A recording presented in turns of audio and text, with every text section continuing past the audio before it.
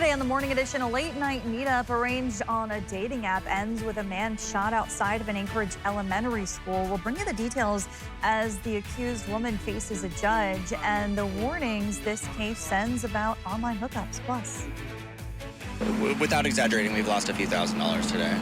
one restaurant owner counting thousands of dollars in lost business as power was knocked out and trees toppled after strong wind that ripped through South Central. We'll take a look at the damage.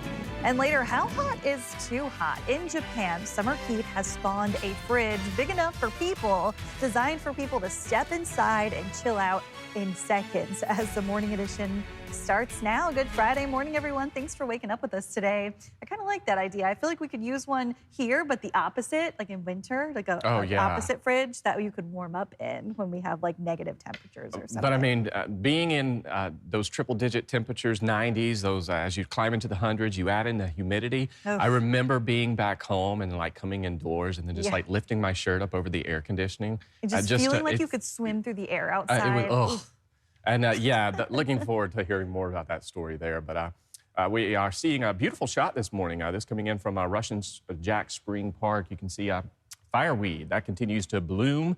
We've got sunshine and plenty of it heading our way as we head through the weekend. We've got those temperatures sitting at 52 in Anchorage, as well as Fairbanks, 49 in Palmer, and 56 degrees in Ketchikan. Nice stretch of weather actually heading our way as we head through the weekend for a good portion of southern Alaska. Now, while things are quiet across South Central, we've still got some lingering rainfall that's pushing through the interior. Most of that is through the southern and southeastern parts of the interior, and that's where we're going to continue to favor that rain as we head through the morning hours. And rainfall through the night hasn't been too heavy. A few hundredths of an inch as you head into western parts of the interior, 200ths of an inch out towards Fairbanks, and then as you head out towards the Denali Borough and then areas out towards the Alaska range, we have seen slightly higher amounts. And it is officially here in South Central, or at least for Anchorage, we have tied the wettest July on record at 4.49 inches. And that does tie the previous record that we had set back in 2001. And we have another chance of seeing some rain early next week. But before we get to that,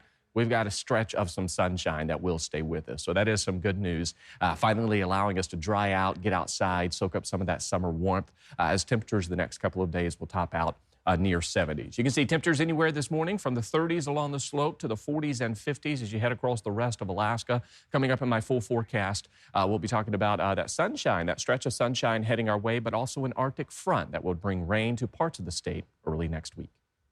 In this morning's top story, he thought he was meeting a date. Instead, police say he was robbed and shot, left critically injured in a parking lot of an Anchorage school. Johnson Kuhn was in court as the defendant. 21-year-old Iona Supele Lolo appeared in court. Police say this case started with a meetup arranged online. Police say the victim called 911 around 4:14 Tuesday morning, reporting he'd been shot outside Ptarmigan Elementary on Edward Street. Court documents say the victim told dispatchers he had arranged to meet someone through Facebook dating and that the person tried to rob him, then shot him with his own 10mm handgun. Officers found the victim on the ground outside his car with a gunshot wound to his abdomen. He was rushed to Alaska Native Medical Center in critical condition. Investigators say surveillance video showed a person in dark clothing running away from the school with what appeared to be a handgun. Police later identified the suspect as Iona Sepe Chuck Lolo, who also goes by Janice, and charged her with first-degree assault, first-degree robbery, and theft of a firearm. In court today, Lolo heard those charges, and a new hearing was scheduled for July 30th. Court records show that Lolo had a prior Alaska theft conviction from last year. Johnson Kuhn, Alaska's news source. We've got the latest on this with more details on our website. Alaska State Troopers say a 25-year-old man was shot and killed by North Slope Borough Police in Utqiagvik early Thursday. Just before 1 a.m., troopers say when officers arrived, Cortez Oleman Jr. was standing in an outside doorway holding a rifle. Police say he went back inside, then came out again and pointed the gun at officers, who then opened fire. Oleman was taken to a local hospital where he was pronounced dead. The Alaska Bureau of Investigation is now leading the case. The officer who fired is on administrative leave per standard policy. We're looking forward to sunnier skies now, but on Thursday, strong winds in Anchorage knocked down trees and cut power to hundreds of people. I'm glad it didn't hit her car, their house, or anything. So Looks like a close call, though. Oh, yeah. I've got no need to fly today, and I don't need to be up in this weather. It's just an inconvenience for sure. Several trees came down in the Turnagain area, and one Sand Lake homeowner woke up to a huge tree in her front yard offering free firewood to anyone who would cut it up. Gusts hit 53 miles an hour on the hillside and 47 at the Anchorage airport before starting to die down later in the day. The wind kept some pilots on the ground at Lake Hood and contributed to power outages in Anchorage and the Matsu. A Midtown outage knocked out traffic lights and forced some businesses to close, including Altura Bistro, where the owner says he lost several hours of service and thousands of dollars in sales. And in Talkeetna, the Susitna River reached levels so high the Matsu Borough declared a local emergency. Joe Allgood went to Talkeetna to check it out and explains what the emergency funding could do. This is the Susitna River in Talkeetna. As you can tell, it's pretty high right now, which is why the Matsu Borough has declared a local emergency. As rains came down, rivers rose in the Matsu this month, which seems to be a recurring event each year. This is the third time now in 4 years, and the last time before that was actually in 2012, and it flooded pretty badly then as well. But the river throughout the years has slowly been eroding the bank and taking quite a bit more over the years, yeah. This time, the Assembly decided to make the emergency declaration to protect residents, property, and infrastructure, and also leverage federal funding opportunities. Yeah, so these cabins down here by the water, these are my grandparents' cabins. And last year in August, end of August, they flooded pretty badly. Tourists were certainly impressed by the surge. First thing that came to my mind is if I dropped in there, I would be cooked. It's carrying a lot of logs and parts of trees with it. When we were actually walking here, we thought it was carrying a moose. While locals hope the 3-foot rise doesn't turn into more. Hopefully it doesn't happen again. It's not very fun when we have to fix that at the end. And that emergency funding might create a more permanent solution. Yeah, hopefully. They've been working on that revetment for a while now. They've only been fixing it. They need to improve it and fix it permanently now. The Talkeetna Riverfront Campground is also closed, so if you had plans to come up here for the weekend, you might want to rethink those. Joe Allgood, Alaska's news source. Meantime, a new federal budget law is making it harder for millions to keep food benefits, and most states are seeing big drop-offs, except for Alaska. Alaska was granted the option to delay implementing SNAP paperwork requirements under the so-called Big Beautiful Bill until December of 2028. Elsewhere in the lower 48, the Center on Budget and Policy Priorities participation in the program fell by 5% or more in 44 states and by 10% or more in 23. The tracker ties the drop to changes following the 2025 law as states implement new rules and try to reduce error rates.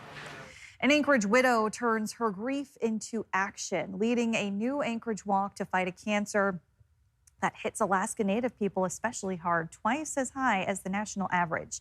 The community walk that took place Thursday raises awareness for money for colorectal cancer research and support. Jamie Sebring says this is the first time they have done the event in Anchorage, joining groups across the country, raising money and spreading the message to get checked. My main reason for joining Fight CRC was to raise awareness and to get people to listen to their bodies, and if they have symptoms or if they feel like something is wrong, then they need to see a doctor and they need to advocate for themselves and take charge and get themselves checked and make it a serious priority. Organizers say awareness is the first step, and they hope more people will join next year. Coming up on the Morning Edition, the food truck scene is growing in Anchorage, from Russian food to Puerto Rican flavors. More and more Alaskans are choosing wheels over brick and mortar. We'll hit the Spinard Food Truck Carnival next.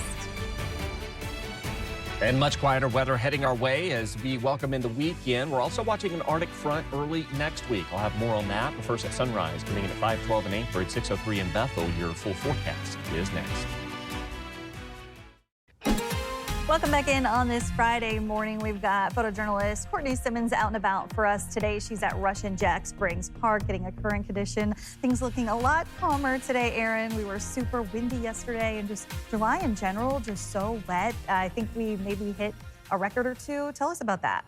Yeah, we did officially tie that record for the wettest July across Anchorage. And we have another chance that we could see some rain early next week, but the overall trend is dry for South Central. We've got a wetter pattern returning to southeast, and like I just mentioned, much drier weather for southern Alaska, but there we are going to be watching an Arctic front early next week, which will bring snow to parts of the slope. But it is the wettest year to date. From January 1st through July 3rd, we've seen nearly 12 inches of precip. The previous year-to-date record was just over 11 inches, so we beat that by nearly an inch, and it kind of gives you an idea of just how wet we have been. In fact, waters have been rising across South Central. This is video coming in from out towards Talkeetna from the Montana Creek, and you can see just those rising waters that we have been dealing with. Several flood advisories that we did see issued through parts of the Mat-Su Valley. So thankfully, we are finally seeing some improving conditions. Still holding on to some rain, though, as you head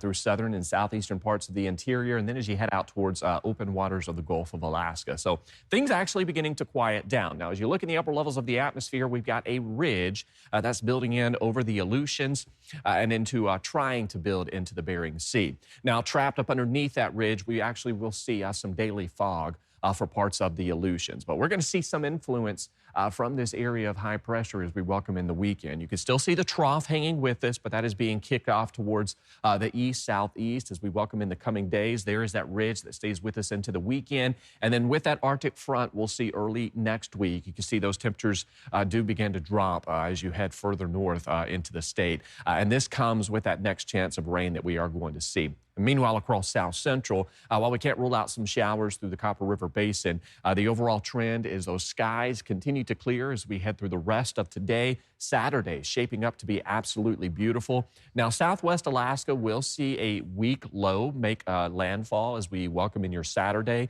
That will lead to some rain showers. Outside of that, not expecting any issues across the state. And there's that Arctic front we're going to be watching that's going to drop south into the state as we welcome in your Sunday and Monday. That will lead to some increasing rain for the interior.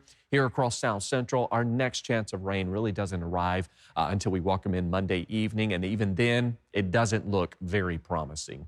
Temperatures today set to warm into the 60s and possibly even some 70s. We will favor some breezy conditions today.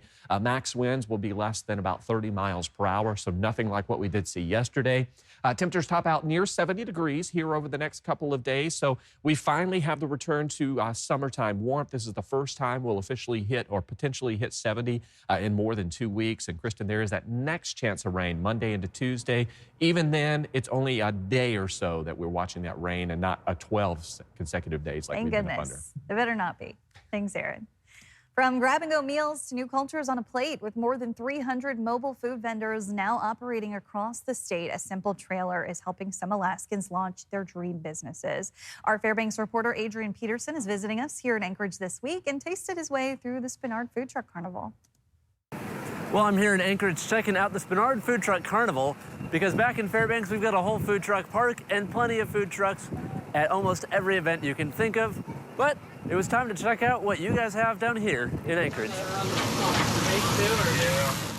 A kaleidoscope of cuisines. Some cheese and onions for you, cheese relish, sauerkraut, jalapenos. As an array of aromas filled the air. I think just to try different foods, honestly, because restaurants are nice, but sometimes I don't want to sit down. The grab-and-go format bringing people in, with more options than they may expect. I feel like there's more variety. I feel like we've never seen Russian places. A variety that has grown over the last 5 years, according to the state, giving the last frontier over 300 food trucks, including this new addition, Porto Dami Delight. Yeah, my husband's Cataño. Who is now bringing a new taste to the carnival.